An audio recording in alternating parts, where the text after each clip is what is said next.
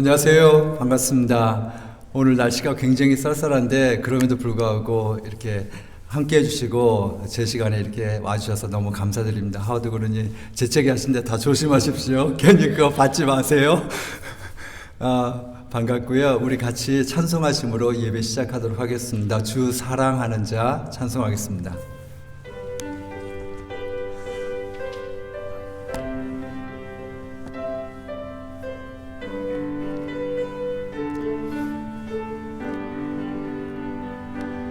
주 사랑하는 자 다 찬송할 때에 그 보좌 앞에 둘러서 그 보좌 앞에 둘러서 그 영광 돌리세 큰 영광 돌리세 저 밝고도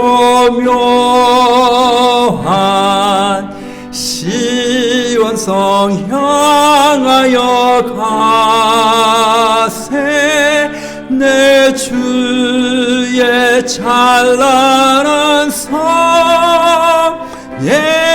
찬송하며 올라가세. 좀만 더 빨리 할게요. 주 믿지 않는 자 다 찬송 못하나 하나님 자녀 된 자들 하나님 자녀 된 자들 그 기쁨 전하세 그 기쁨 전하세 저 밝고도 묘한 시온성 향하여 가세 내 주의 찬란한 성에 찬송하며 올라가세 저 하늘 황금길 나 올라갈 때에 시온성 언덕 위에서 시온성 언덕 위에서 수많은 전사들 날 인도하리라 저 밝고도 묘한 시온성 향하여 가세 내 주의 찬란한 성에 찬송하며 올라가세 내 눈물 다 씻고 내 눈물 다 씻고 늘 찬송 부르리 저 임마누엘 주 앞에 저 임마누엘 주 앞에 나 영광 누리리 나 영광 누리리 저 밝고도 묘한 시온성 향하여 가세 내 주의 찬란한 성에 찬송하며 올라가세.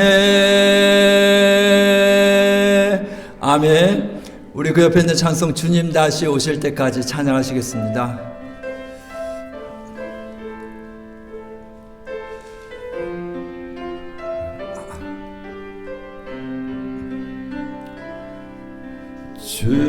주님 다시 오실 때까지 나는 이 길을 가리라. 좁은 문 좁은 길 나의 십자가 지고 나의 가는 이 길 끝에서 나는 주님을 보리라. 영광의 내 주님 나를 맞아 주시리. 주님 다시 오실 때까지 나는 일어나 달려가리라. 주의 영광 온 땅 덮을 때 나는 일어나 노래하리. 내 사모하는 주님 온 세상 구주시라. 내 사모하는 주님 영광의 왕이시라. 우리 한번 다시 찬양할까요? 주님 다시 오실 때까지. 주님 다시 오실 때까지 나는 이 길을 가리라. 좁은 문 좁은 길 나의 십자가 지고 나의 가는 이 길 끝에서 나는 주님을 보리라. 영광의 내 주님 나를 맞아 주시리. 주님 다시 오실 때까지. 주님 다시 오실 때까지 나는 일어나 달려가리라. 주의 영광 온 땅 덮을 때 나는 일어나 노래하리. 내 사모하는 주님 온 세상 구주시라. 내 사모하는 주님 영광의 왕이시라. 할렐루야.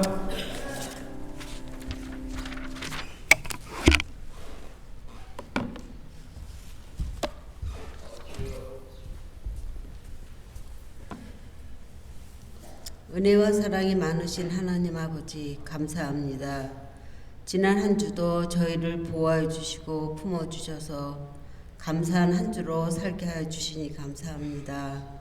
이 한 주 또한 아버지의 크신 은혜와 사랑으로 또한 저희를 품어 주시고 보호해 주시고 인도하여 주셔서 아버지 날개 밑에 거하는 평안한 한 주 되기를 바라고 나옵나이다. 부족한 저희를 자녀 삼아 주시고 죄 많은 저희의 죄를 용서하여 주시는 아버지의 크신 은혜와 사랑에 감사드립니다. 이 땅에서 아버지 자녀로 살아갈 수 있게 하여 주신 은혜에 감사드립니다. 부족한 저희 강하고 담대하며 부끄럽지 않은 삶을 살 수 있도록 성령님 함께하여 주시옵소서. 또한 말씀을 전하는 주의 종에게 영육의 강건함으로 덮어주시고 아버지의 말씀을 전하는데 부족함 없이 세워주실 것을 기도드립니다. 항상 저희를 사랑하여 주시고 저희에게 은혜 허락하여 주시는 예수님의 이름으로 감사기도 드립니다. 아멘.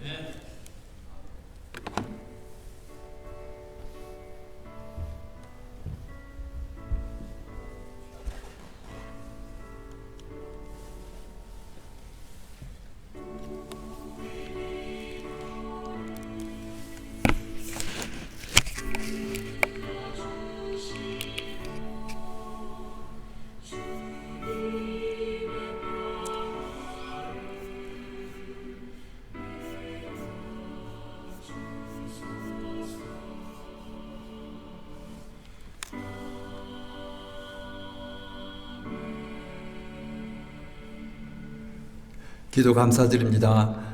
이 아침에 우리 함께 보신 하나님의 말씀은 사도행전 9장 10절에서 20절 말씀입니다. 사도행전 9장 10절에서 20절 말씀 우리 한 목소리로 같이 천천히 또박또박 읽도록 하시겠습니다. 그때 다메섹에 아나니아라 하는 제자가 있더니 주께서 환상 중에 불러 이르시되 아나니아야 하시거늘 대답하되 주여 내가 여기 있나이다 하니 주께서 이르시되 일어나 직가라 하는 거리로 가서 유다의 집에서 5 사람 사울이라 하는 사람을 찾으라. 그가 기도하는 중이니라.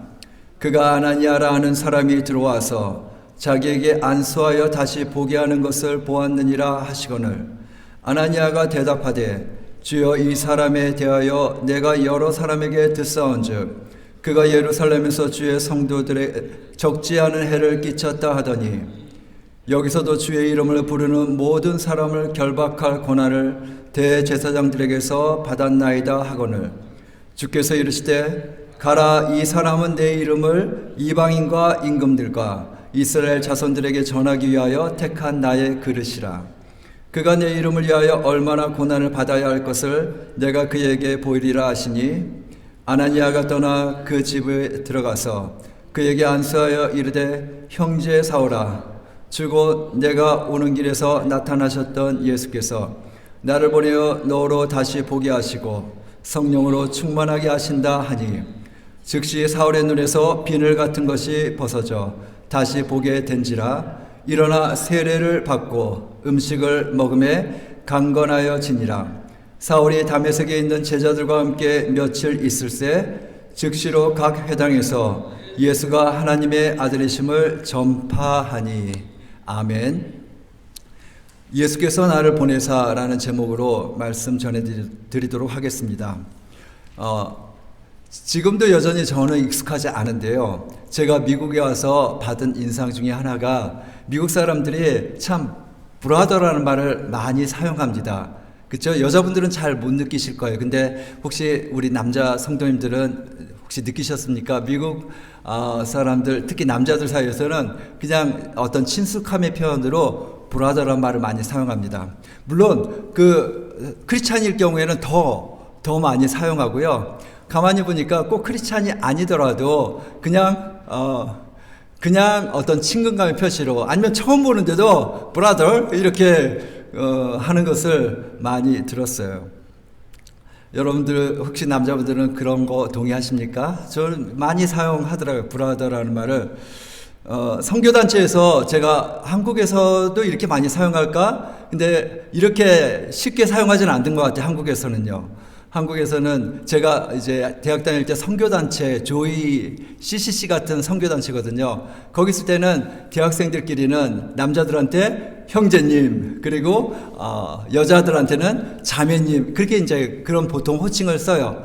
그리고 제가 보기엔 교회에서는 청년부 정도에서 그냥 아무개 형제, 아무개 자매 이 정도로 얘기하지 이제 어른들 사이에서는 브라더란 말을 보통 사용하지 않습니다. 근데 이제 저도 그린스보로 그 노스캐롤라이나에 있을 때 아주 신실한 그 일꾼인 형제를 알았는데 브라더란 말을 너무너무 잘 쓰는데 문자를 보내도 브라더 그러는데 저도 그렇게 대답해주고 싶은데 익숙하지 않으니까 그 말이 잘 안 나오더라고요. 브라더. 우리말로 하면 그냥 형제죠. 형제인데 오늘 본문에서 아나니아라는 사람이 사울을 처음 만나면서 형제 사울아 그렇게 부르는 장면 혹시 노티스 하셨습니까? 17절 말씀이죠. 아나니아가 떠나 그 집에 들어가서 그에게 안수하여 이르되 형제 사울아 라고 이렇게 사울에 대해서 형제라고 부릅니다. 근데 여러분들이 전후 문맥을 잘 보시면 알겠지만 이 말은 그에게 굉장히 쉬운 말이 아니었습니다.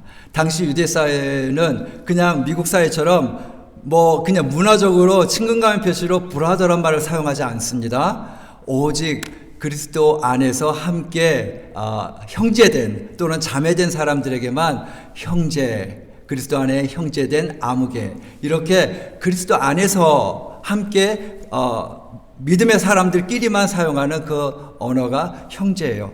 그런 차원에서 이 아나니아가 사울에게 형제 사울아 이렇게 부르는 거는 쉬운 일이 아니었어요. 그건 처음 만나는 순간이었거든요. 더군다나 사울은 어떤 사람입니까? 유명한 사람입니다.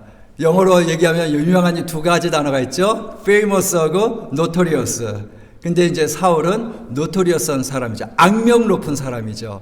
교회를 핍박하고 잔해하고 그러기로 악명 높은 사람이 이 사울이었어요. 그래서 예루살렘과 다메섹은 약 135마일, 230km 이렇게 떨어진 거리예요. 상당히 멀잖아요.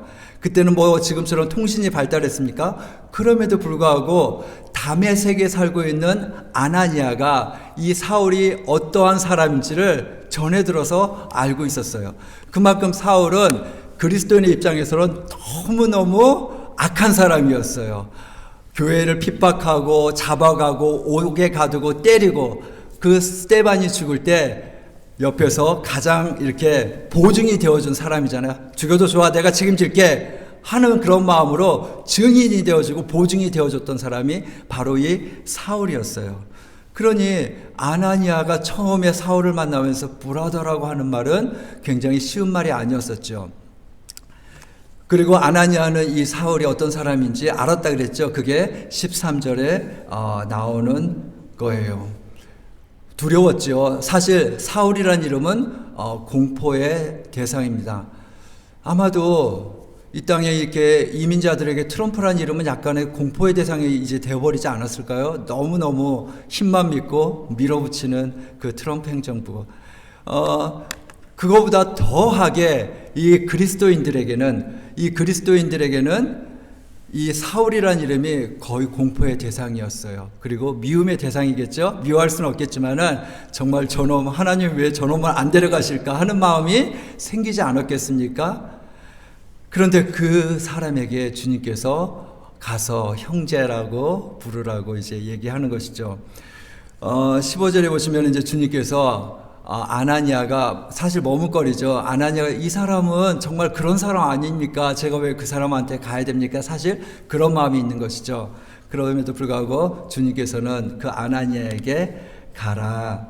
이 사람은 내 이름을 위하여 이방인과 임금들에게 내 이름을 전하기 위해서 택한 나의 그릇이라서 가라 그런 말씀을 하죠. 여러분들 사도행전 특별히 8장, 9장, 10장에 보시면 이런 장면이 비슷하게 나와요. 그러니까 뭐냐면은 굉장히 접근하기 껄끄러운 사람인데 주님께서 명령하셔서 또는 주님이 원하셔서 가야 되는 상황에서 그렇게 만나는 경우가 있어요. 8장에서 누가 나왔는지 기억하세요? 사도행전 8장에 빌립이라는 사람이 나왔죠. 빌립이 처음에 방문해서 복음을 전한 것이 어디였죠? 사마리아였어요. 여러분들 유대인들에게 사마리아는 어떤 존재인지 이미 벌써 몇 번 설명을 드렸어요. 굉장히 혐오하는 민족이어서 굉장히 레이시스트죠. 유대인들이요. 굉장히 레이시스트예요. 그래서 사마리아는 통과하지도 않았죠. 차라리 내가 돌아갈지언정. 그런데 빌립이 흩어져서 이제 갈 때 사마리아로 갔어요. 그냥 자기가 나 사마리아 사람 만나고 싶어 그래서 갔을까요? 아니에요. 빌립이 움직인 거는 핍박이 오니까 도망가야 되니까 어쩔 수 없이 움직였는데 그 가운데 사마리아로 갔어요. 그리고 또 빌립이 누구를 만났죠? 에디오피아 내시를 만났죠. 에디오피아 여왕 간다게의 국고를 맡은 내시. 고위관직이지만은 그 사람은 율법에서 약간 멸시하는 내시고 이방인이었어요. 그러니 유대인의 입장에서는 이방인들, 사마리아인과 마찬가지로 이방인들에게도 잘 가지 않는 사람이죠. 그럼에도 불구하고 주님께서 빌립에게 그렇게 가라고 만나게 하셨죠. 오늘 본문에서는 아나니아가 사울에게 접근하고, 여러분들이 이제 10장에 보시면 또 어떤 장면이 나옵니까? 베드로에게 하나님께서 로마의 백부장 가이사랴에게 가라고 명령을 해요. 베드로는 거부하죠. 처음에 싫어하죠. 이런 식으로 이런 장면이 좀 반복적으로 나와요. 특별히 8장, 9장, 10장에 그냥 주님의 명령이 아니면 나는 상종조차 하고 싶지 않은 사람, 그런 사람을 주님이 만나게끔 하십니다. 그게 바로 복음이 전해질 때 일어나는 현상이고 하나님이 우리에게 가지신 마음입니다. 우리가 어떤 특정한 편견을 가지고, 어떤 인종적인 편견, 문화적인 편견을 가지고 약간 터부시하고 스스로 담을 쌓는 이런 상황을 주님께서 원하지 않으십니다. 주님께서는 사람과 사람 사이에 죄가 아니라는 단순히 문화적인, 인종적인, 그런 언어적인 그런 장벽을 갖기를 원하지 아니하십니다. 여러분들, 그런 차원에서 우리가 이런 주님의 마음을 실천하기 얼마나 좋은 상황입니까? 인터내셔널 교회, 우리 한국 사람 말고도 여러 민족의 사람들이 있잖아요. 다양한 사람들이 있는데 여러분들은 그들에 대해서 어떤 마음을 가지고 계십니까? 1개월, 3개월, 6개월, 1년이 지나도록 말 한번 섞어보지 않으신 여러분들 혹시 그런 분 계십니까? 주님은 그거 원하지 않으실 것 같습니다. 한 교회로 우리가 모여있잖아. 우리가 지금 두 교회가 아닙니다. 애틀란타 다민족 교회 한 교회입니다. 한 교회임에도 불구하고 1년이 지나도록 말 한번 섞지 않는 것은 결코 주님이 원하시는 거 아니라고 생각이 듭니다. 그런 차원에서 특별히 우리 서유자 부교님이 이런 부분 너무 잘하시는 것 같아요. 정교님하고요. 다른 분은 죄송합니다. 제가 못 봤을 수도 있어요. 근데 이 두 분은 어쨌든 사람들한테 잘 다가가고 말도 걸고 이런 모습이 더 많아졌으면 좋겠어요.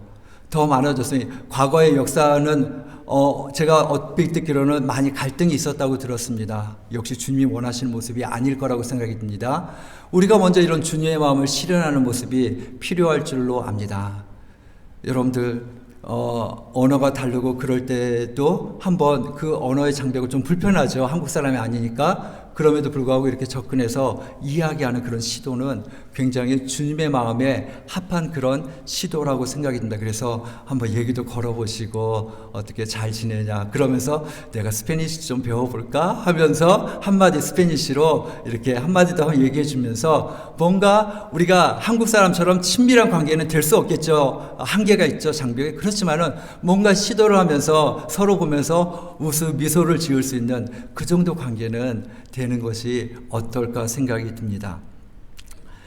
우리가 교회 왔을 때, 여러분들 딱 왔을 때 이렇게 편안한 관계, 그게 한국 사람이든 스페니시 사람이든 어떤 사람이든 이렇게 편안하게 왔을 때 교회 공기가 느껴지잖아요. 우리 정진상 군은님 올 때 많은 사람들이 환영해주고 박수해주는데 마음에 드십니까? 이렇게 정진석 군우님뿐 아니라 우리 여러 사람이 왔을 때 뭔가 이렇게 막 환영해주고 You're welcome to here. 이렇게 이런 식으로 이렇게 웰컴해주는 그런 분위기, 이게 성숙한 교회의 모습이라고 생각이 들고요. 하나님이 원하시는 겁니다. 하물며 이렇게 대적 관계에 있는 사람에게 주님께서 가라 하면은 우리는 가야 되는 그런 주님의 자녀들이잖아요. 특별히 이런 가운데에서 기도가 얼마나 중요한지를 우리가 알 수 있습니다. 오늘 본문에서는 기도 가운데 여러 가지 역사들이 일어나는 것을 보게 되어집니다. 아나니아와 사울 모두 기도 가운데 주님의 음성을 듣고 그리고 그 음성에 순종하는 장면이 나옵니다. 10절 말씀해 보시면은 그때 다메섹에 아나니아라는 제자가 있더니 주께서 환상 중에 불러 이르시되 아나니아야 하시거늘. 여기서 물론 기도 중이 아니라 환상 중이라고 합니다. 그러나 여러분들 성경 읽다 보면은 주님께서 환상 중에 나타나셨다라는 것은 그 사람이 뭐 놀 때, 밥 먹을 때, 자기 일할 때 환상 중에 나타나셨겠습니까? 아닙니다. 하나님을 추구하는 마음으로, 하나님을 사랑하는 마음으로 시간을 딱 구별하여서 하나님 앞에 기도할 때 또는 하나님을 묵상할 때 그때 하나님께서 하나님의 뜻을 보여주시는 것입니다. 아나니아는 아마도 무엇을 한지 모르겠지만 적어도 하나님 앞에 집중하는 시간을 가졌어요. 그게 기도이든 묵상이든 하나님 앞에 집중하는 시간을 가졌을 때 하나님께서 아나니에게 나타나서 이렇게 얘기하고 있습니다. 사울은 또 어떠합니까? 사울 또한 기도하는 중이었어요. 주께서 이르시되 일어나 집가라 하는 거리로 가서 유다의 집에서 5사람 사울이라 하는 사람을 찾으라. 그가 기도하는 중이니라.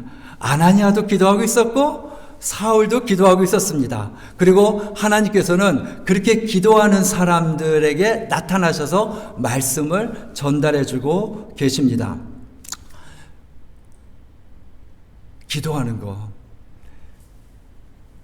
하나님께서 사람들이 자기 플레저, 쾌락에 빠져서 자기 일에 열중했을 때 하나님은 하나님의 뜻을 그때 말씀해 주시지 않습니다.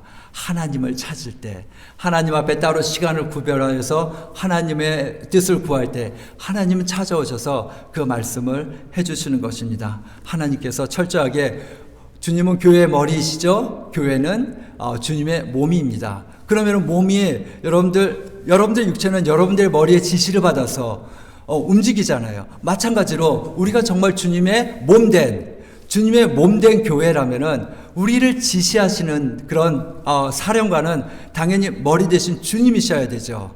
그런데 우리는 때로 이렇게 주님의 음성을 듣지 못하면은 머리 대신 주님의 인도와 지시를 받기보다는 우리가 가진 전통 그리고 세상의 여러 가지 지혜롭다고 생각되는 경영 방식 그걸로 교회의 방향을 움직이고 어떤 일들을 해나갈 수 있습니다. 그러나 우리는 세상의 기관이 아니라 주님의 몸된 교회입니다. 그렇다면은 우리가 나아가고 우리가 행하는 모든 여기서 일어나는 일은 머리 대신 주님의 인도하심을 받아서 그 인도하심을 받는 게 진짜 교회이죠. 그런데 그런 인도를 어떻게 받을 수 있습니까? 기도가 없이는 받을 수 없습니다. 기도하지 않으면 그런 인도함이 받을 수가 없어요. 사울은 여기서 기도하는 중이라고 그랬죠. 사울은 뭐라고 기도하고 있을까요? 이 순간에. 그 순간에 사울이 하나님 앞에 뭐라고 기도하고 있을까? 지금 문맥을 좀 이해하십시오. 사울이 주님을 만났어요. 다메섹에 가다가 충격적으로 만났어요. 자기는 하나님을 위해서 살고 있다고 생각했는데 하나님을 대적하는 삶을 살고 있었던 사실, 완전히 인생을 거꾸로 살고 있었던 사실을 그때 돼서 깨닫고 충격을 받았겠지요. 충격을 받고 나서 사울은 이제 식음을 전폐했어요. 9절에 보시면은 사울이 사흘 동안 먹지도 않고 마시지도 않았다고 합니다. 여러분들 보통 금식하면은 적어도 물은 마시잖아요. 물을 마시면은 그래도 고통스러워도 3일, 열흘, 길게는 막 40일까지 물과 함께라면 가능합니다. 근데 여러분들 물까지 안 마시고서 금식하는 건 대단히 어렵습니다. 저는 그런 금식 시도도 안 해봤어요. 감히. 물을 어떻게 안 마시고 음식을 안 먹었을. 근데 사울은 그렇게 식음을 전폐하면서 뭐 했을까요? 기도했다 그러죠. 사울이 저가 기도하는 중이라. 큰 충격과 혼란이었을 거예요. 처음에는 내가 여태까지 살아왔던 건 무엇일까? 정말 예수님은 하나님의 아들이셨는데 그럼 나는 어떻게 할까? 여러분들 지금 사울이 기도하면서 어떤 기도를 했을까요? 하나님, 저 이게 필요해요. 이게 필요해요. 우리 보통 기도할 때 하나님 내 자녀, 그리고 내 사업, 그리고 여러 가지 우리의 기도 제목 있잖아요. 그거 가지고 우리는 아래 나의 어젠다를 가지고 우리는 하나님 앞에 나아가잖아요. 그게 나쁘다는 얘기가 아닙니다. 기도 가운데는 그런 요소가 분명히 있어요. 그러나 또 근본적으로 기도라는 것이 무엇일까요? 주님, 이제 제가 어떻게 살아야 할까요? 오늘 제가 어떻게 살기를 원하실까요? 적어도 이 시간에 사울의 기도는 자신의 어젠다를 가지고 가는 기도가 아니었겠죠. 자신이 여태까지 어젠다를 가지고 살아왔던 삶이 엉터리고 거짓이었고 하나님을 대적하는 삶. 내 어젠다가 아니라 이제 주님의 어젠다가 무엇입니까? 제가 옳다고 생각했던 것이 완전히 거짓이었고 잘못됐다는 것을 발견했는데 하나님 정말 옳은 것이 무엇입니까? 하면서 주님의 진짜 뜻을 구하지 않았을까요? 그게 진짜 기도의 진수입니다. 하나님, 이제 제가 어떻게 살기를 원합니까? 저는 이제 무엇을 해야 됩니까? 하나님, 이제 저는 주님의 것입니다. 주님 앞에 쓰임 받기를 원하는데 하나님, 도대체 제가 어떻게 살기를 원해요? 이게 어떤 기도의 정수 아닐까요? 그래서 우리의 기도가 하나님 앞에 기도할 때 여러 가지 내 기도 제목 잔뜩 하나님 이것도 해주시고 이것도 해주시고 이것도 해주시고 이것도 해주시고 그거보다는 그 기본적으로 하나님 오늘 제가 어떻게 살기를 원하십니까? 내 양은 내 음성을 듣는다고 했는데 오늘 제가 들어야 할 주님의 음성은 무엇입니까? 라는 것이 어떤 기도의 가장 핵심이 아닐까요? 그래서 내 어젠다가 아닌 주님의 어젠다는 무엇입니까? 그걸 듣기를 원합니다. 그리고 그렇게 마음이 준비가 되었을 때 비로소 하나님께서 우리에게 하고 싶은 말을 해주실 수 있지 않을까요? 잔뜩 내 마음에는 나의 어젠다로 가득 차 있다면 비록 기도라는 형태로 주님 앞에 있다 할지라도 주님의 뜻을 받아들일 공간이 없겠죠. 그러나 우리 마음에 오픈을 하고서 나의 어젠다를 잠시 내려놓고 하나님, 주님은 제가 어떻게 살기를 원하세요? 주님은 이 문제에 대해서 내가 어떻게 행동하기를 원하십니까? 하는 마음으로 여러분들이 기도를 할 때 그것이 바로 기도의 근본적인 행위입니다. 여러분들 기도가 왜 어려운지 아세요? 바로 이것 때문에 어렵습니다. 기도가 어려운 이유는 내가 나를 죽여야 되기 때문에 내가 내 것을 포기해야 되기 때문에 그게 어려운 것입니다. 내 거 말고 주님 건 무엇입니까? 근데 안 들리잖아요. 듣고 싶은데. 그러니까 어려운 거예요. 듣고 싶은데 벽에다 얘기할 수도 없고 듣고 싶은데 안 들리니까 이 기도가 뭐지? 그래서 내가 할 말 막 이렇게 하다가 끝나는 거. 근데 기도의 근본은 그게 아니겠죠. 하나님 주님을 알기 원합니다. 저에게 향하신 주님의 뜻은 무엇입니까? 듣고 싶습니다. 하나님 알려주십시오. 그러면서 안 들린다면 왜 저한테 말씀 안 하시죠? 제가 뭔가 이렇게 잘못 알고 있습니까? 하면서 여러분들도 돌아보면서 그런 기도가 여러분들을 변화시킵니다. 근데 이런 과정이 없이 오로지 여러분들이 이것 주세요, 이런 도움 필요합니다. 이렇게 하는 것은 여러분들 정한수 떠놓고 옛날에 비나이다. 신령님께 비나이다. 이런 미신하고 무슨 차이가 있습니까? 오히려 경건하기로 따지자면은 그 경건하게 조용한 시간에 정한수 한 수 떠나놓고 비나이다. 그게 더 경건하지 않습니까? 근데 그게 진짜 기도라고 성경에서는 얘기하지 않아요. 성경에서는 기도는 먼저 하나님과 나와의 그런 긴밀한 소통과 나눔.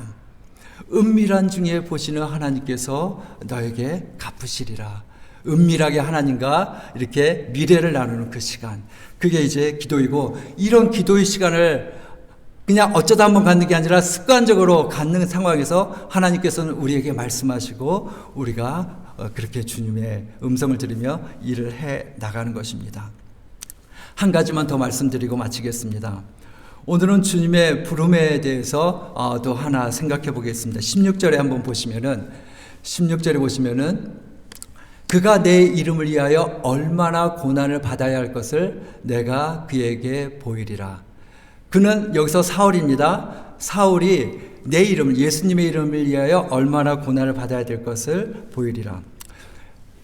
주님께서 지금 사울을 부르고 계셨죠. 사울을 부르셨죠. 사울아. 그리고 사울을 부르신 이유는 사울에게 특별히 맡기실 일이 있어서 하나님의 그릇으로 이렇게 삼아서 사울을 부르고 계시는 거예요.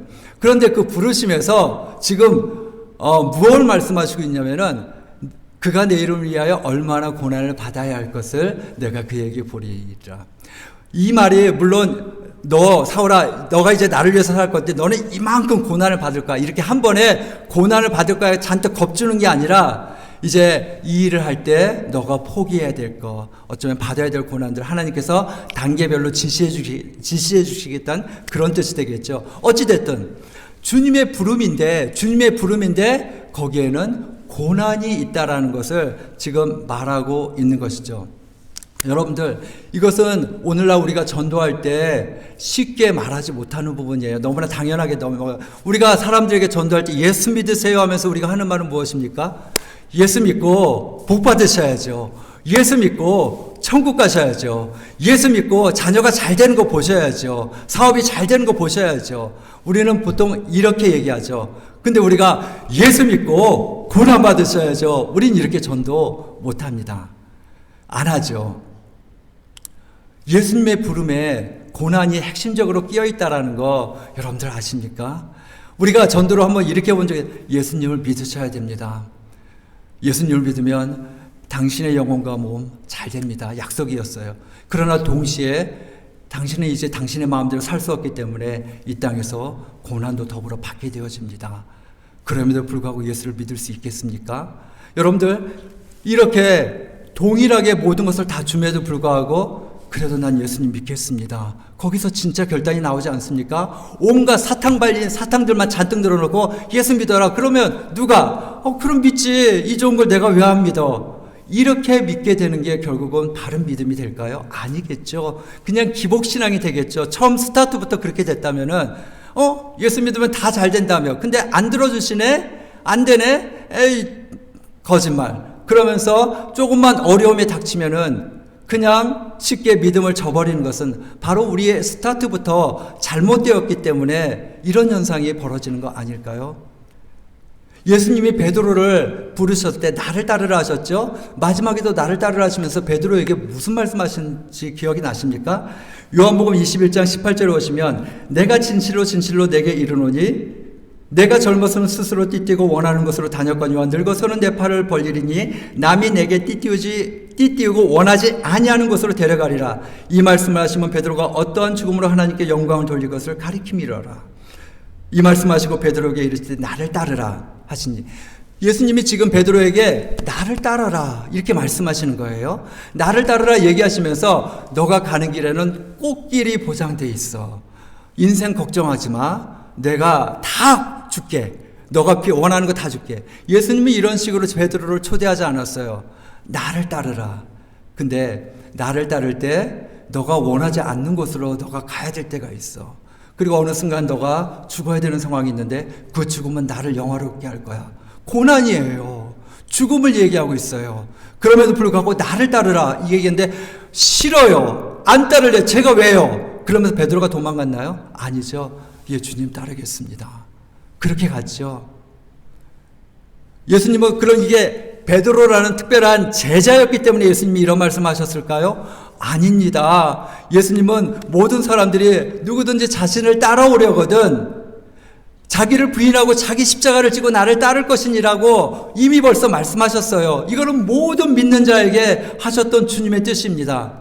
너가 나를 따르고 싶으니 그 길은 꽃길이야. 꽃길이 아니라 그 길은 좁은 길, 좁은 문이야. 우리 아까 찬양 불렀죠? 주님 다시 오실 때까지 나는 이 길을 가리라. 좁은 문, 좁은 길, 나의 십자가 지고. 여러분들 그 길이 좁은 길이고 좁은 문임에도 불구하고 주님, 제가 주님을 따르겠습니다. 이렇게 고백할 수 있는 것은 주님에 대한 발견이 없이는 이게 가능할까요? 오직 나의 어젠다만 가지고 하나님 잘 살고 싶어요. 이런 마음을 가지고 있는데 조금만 어려움이 있으면 이거 아니에요. 하면서 도망간 그게 아니라 주님 어려움을 당해도 주님이 약속하신 대로 이거 일어나군요. 감사합니다. 제가 잘 가고 있군요. 웨슬레이 이야기 기억나시죠?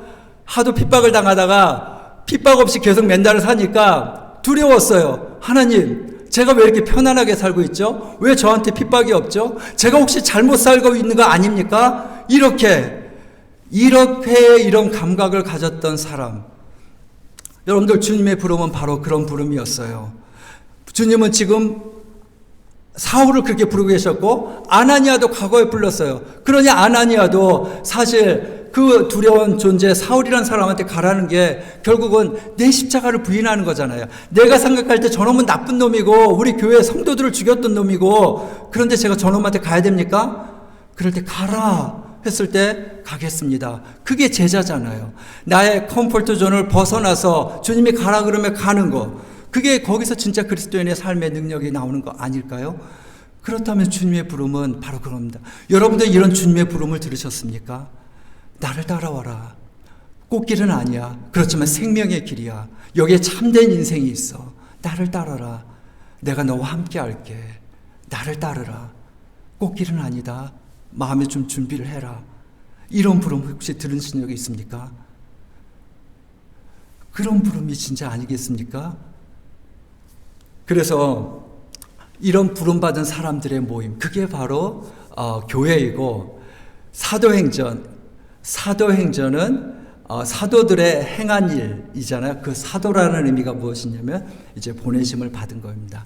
이렇게 부름을 받고 보내심을 받은 거. 그래서 오늘 아나니아도 처음에 부름을 받고 이제 보냄을 받잖아요. 사울에게. 사울도 지금 주님 앞에 부름을 받고 있습니다. 그리고 이제 또 보내심을 받아서 이제 세계로 나가게 되겠죠. 이게 교회죠. 주님의 부름을 온전히 듣고 나중에 주님이 원하시는 곳에 가라 했을 때 이렇게 가는 거. 그게 교회입니다. 우리 교회가 이런 진짜 믿음의 역사가 일어나는 복된 교회가 되기를 예수님의 이름으로 축원합니다. 기도하시겠습니다.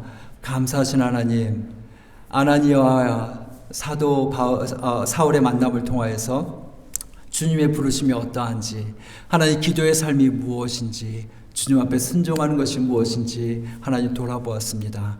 우리가 주님에 대해서 하나님 깊은 알을 갖게 하여 주시고 주님의 부르심을 오해하지 않도록 도와주시고 주님과 동행하는 삶이 될 수 있도록 인도하여 주시옵소서. 예수님의 이름으로 기도드렸습니다. 아멘. 하늘에 계신 우리 아버지여, 이름이 거룩히 여김을 받으시오며 나라 임하옵시며 뜻이 하늘에서 이룬 것까지 땅에서도 이루어지이다. 오늘날 우리에게 일용할 양식을 주옵시고 우리가 우리에게 죄진 자를 사하여 준 것같이 우리의 죄를 사하여 주옵시고 우리를 시험에 들게 하지 마옵시고 다만 악에서 구하옵소서. 대개 나라와 권세와 영광이 아버지께 영원히 있사옵나이다. 아멘. 아멘. 예배 마쳤고요. 레이첼 성가 연습 지금 있죠? 예, 오늘 찬양 성가대 있습니다. 그래서 잠깐 성가 연습하도록 하시겠습니다.